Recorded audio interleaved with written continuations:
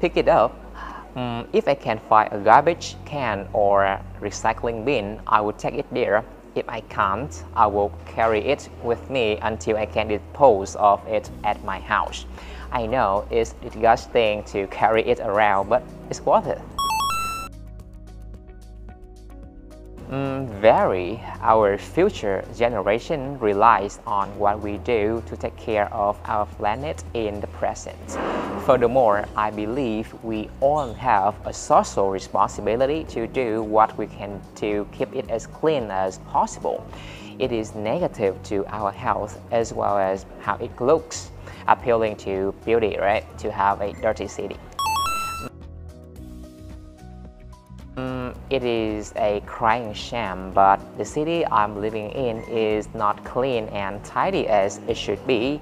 Trash is thrown all over the place, from used water bottles, candy wrappers, and so on. I guess it's high time people become more environmentally conscious.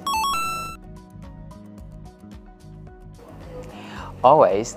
First, I separate the garbage in my house into paper, plastic, glass, etc.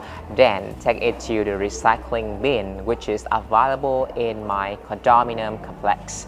Along with this, I reuse plastic as often as possible. Of course, education is a very powerful tool to change the world.